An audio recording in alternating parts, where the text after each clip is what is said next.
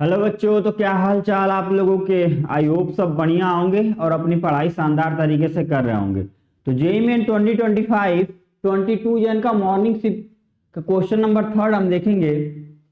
Question क्या दिया हुआ है, let the triangle P Q R, okay, एक ट्राइंगल है P Q R, okay, and the image of the triangle with the vertices, okay, जो triangle P Q R है उनके वर्टेक्स दे रखे हैं in the line x plus 2y is equal to 2.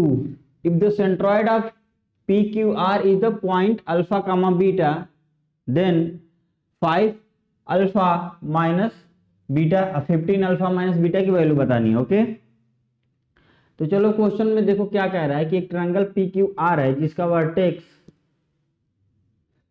Image of the triangle with the vertex, okay, जो triangle के vertex का image बन रहा है उस ट्रायंगल पी क्यू आर का जो सेंट्रॉइड है वो अल्फा कामा बीटा है। तो 15 अल्फा माइनस में अल्फा माइनस बीटा की वैल्यू बतानी है। ओके, तो एक लाइन है अपने पास, लाइन का इक्वेशन दे रखा है x प्लस में 2y is equal to 2। Okay, और क्वेश्चन में बोल रहा है कि ये जो वर्टेक्स दे रखे हैं ट्रायंगल के, इनसे जो सेंट्रॉइड बन रहा है उसका इमेज हमारे पास अल्फा एंड बीटा है, इस लाइन के अक्रॉस जब उसका इमेज ले रहे हैं तो उसका कोऑर्डिनेट अल्फा एंड बीटा आ रहा है, तो हमें 15 अल्फा माइनस बीटा की वैल्यू बतानी है। तो सबसे पहला काम तो हमारा ये है कि जो ट्रायंगल है पी की बार उसका सेंट्रॉइड फाइंड करना। ओके, तो अगर मैं सेंट्रॉइड को जी से रिप्रेजेंट करूं तो सेंट्रॉइड का कोऑर्डिनेट कैसे निकालते हैं, तीनों ट्रायंगल के एक्स कोऑर्डिनेट का सम बाई 3, तो ये क्या हो जाएगा 2 plus 3 that is equal to 5 plus 1 6, और 6 को जब 3 से मल्टीप्लीकेशन में ले जाएंगे तो आ जाएगा 2। ओके, एंड वाई कोऑर्डिनेट क्या होगा, sum of Y coordinate of all vertices, तो यहाँ पे 3 plus 1 that is equal to 4 and 4 plus 4 8 by 3। तो ये अपने पास सेंट्रॉइड आ गया इस ट्रायंगल पी क्यू आर का। अब इस सेंट्रॉइड का इमेज लेना है इस लाइन के अक्रॉस। ओके, तो यहां पे मान लेता हूं मैं कि सेंट्रॉइड है that is equal to G, इसका coordinate 2 comma minus 8 by, sorry minus नहीं प्लस 8/3 है, 8/3, और इसका इमेज सपोज कर लेते हैं यहाँ पे आ रहा है कुछ के अल्फा एंड बीटा है। तो किसी भी पॉइंट का किसी लाइन के क्रॉस जब आप इमेज लेते हैं तो उसका कोऑर्डिनेट कैसे निकलता है, इसको मान लेता हूं मैं अल्फा, तो बीटा है ही, तो alpha minus x coordinate of this upon में एक्स कोफिशिएंट ऑफ लाइन, ये जो लाइन दिया है उसका जो एक्स का कोफिशिएंट है इसका डिवाइडेशन में आता है, तो यहाँ पे आ गया 1 is equal to beta minus में वाई, इसका y कोऑर्डिनेट क्या है 8/3, ये जी है जिसका हम इमेज ले रहे हैं इस लाइन के क्रॉस, इसका y कोऑर्डिनेट लेते हैं तो यहाँ पे हो जाएगा 8/3 अपॉन में coefficient of y in the given line. Okay, तो यहाँ पे आ जाएगा 2 इज इक्वल टू क्या होता है -2 टाइम्स, ओके, -2 टाइम्स, और जो गिवन लाइन होती है उसमें इस पॉइंट को रखते हैं जिसका हम इमेज लेते हैं, तो इसमें अगर पॉइंट में इस लाइन में उस पॉइंट को रखोगे तो क्या आ जाएगा 2 प्लस में 16/3 और -2 अपॉन में square of coefficient of x plus square of coefficient of y, तो यहाँ पे हो जाएगा 1 + 4। अब इसी को सॉल्व करके हमें अल्फा एंड बीटा की वैल्यू फाइंड आउट हो जाएगी। तो आप ये देखो, अगर मैं इसको सॉल्व करूं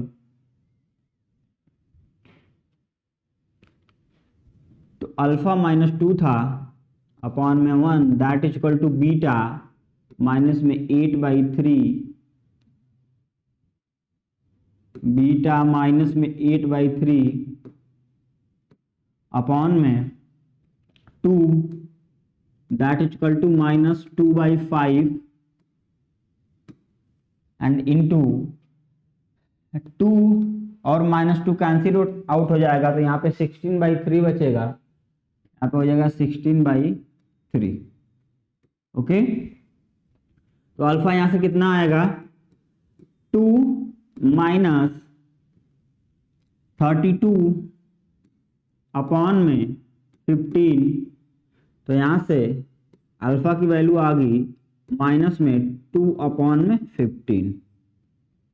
अब मैं बीटा का देखूं तो यहाँ पे बीटा -8/3 इज इक्वल टू, अगर मैं इसको 2 से मल्टीप्लाई करूं तो कितना हो जाएगा 16 into 2 that is equal to minus में 32 अपॉन में 15, और 32 को जब मल्टीप्लाई करेंगे इस 2 से जब मल्टीप्लाई करेंगे तो कितना हो जाएगा माइनस में 64 अपॉन में 15। तो बीटा की वैल्यू यहाँ से कितनी आ गई 8/3 माइनस में 64/15। अगर मैं 15 एलसीएम लूं तो ऊपर क्या आ जाएगा 8 into 5 that is equal to 40, तो 40 माइनस में 64, तो ये क्या हो जाएगा 40 - 64 की वैल्यू कितनी होगी -24, तो यहां से हो जाएगा -24 अपॉन में 15। ओके, तो अल्फा की वैल्यू भी आ गई -2/15 एंड बीटा की वैल्यू आ गई -22/15।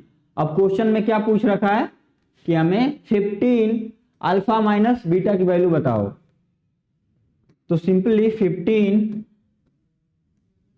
अल्फा माइनस बीटा की वैल्यू क्या हो जाएगी 15 एंड अल्फा की वैल्यू -2 अपॉन में 15, और माइनस साइन के साथ जब बीटा की वैल्यू रखेंगे -24/15, तो ये हो जाएगा प्लस में 24 अपॉन में 15। ओके, अब 24 अपॉन में 15 माइनस में 2 अपॉन में 15, तो कितना हो जाएगा 22 अपॉन में 15, और 15 से 15 कैंसिल आउट हो जाएगा, तो फाइनली अपने पास जो आंसर आएगा वो आ जाएगा 22। ओके, तो 15 अल्फा माइनस बीटा की जो वैल्यू आ गई वो आ गई 22।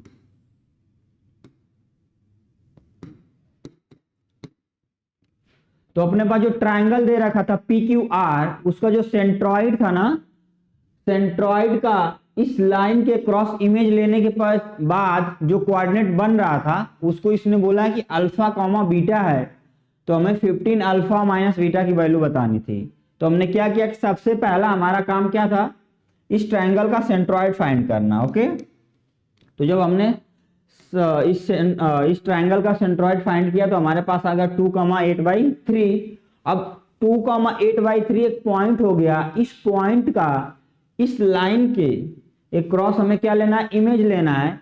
तो इमेज लेने का सिंपल सा फार्मूला होता है कि ये जो पॉइंट दिया है ना इसका मैं मान लेता हूं कि इमेज अल्फा का बीटा बन रहा है। ओके, तो alpha minus x coordinate of point of this upon में क्या होता है coefficient of x is equal to beta minus y coordinate of point upon में कोफिशिएंट ऑफ वाई। ये जो वाई का कोफिशिएंट होता है लाइन का उसको इसके नीचे लिखते हैं इक्वल टू -2 टाइम्स ऑफ क्या हो जाता है उस पॉइंट को, जिस पॉइंट का हम इमेज लेते हैं उस पॉइंट को इस लाइन में रखते हैं अपॉन में कोफिशिएंट ऑफ एक्स का स्क्वायर प्लस में कोफिशिएंट ऑफ वाई का स्क्वायर। तो यहाँ पे वाई का कोफिशिएंट क्या था 2, तो 2 का स्क्वायर हो गया 4 एंड 1 का स्क्वायर हो गया 1। तो फाइनली यहाँ से हमारे पास जो अल्फा की वैल्यू आ गई वो आ गई -2/15 एंड बीटा की वैल्यू आ गई -24 अपॉन में 15। और फाइनली जब हमने 15 अल्फा माइनस बीटा की वैल्यू निकाली तो वो आ गया 22। ओके, तो आई होप ये एक्सप्लेनेशन आपको समझ में आया होगा। Thank you everyone.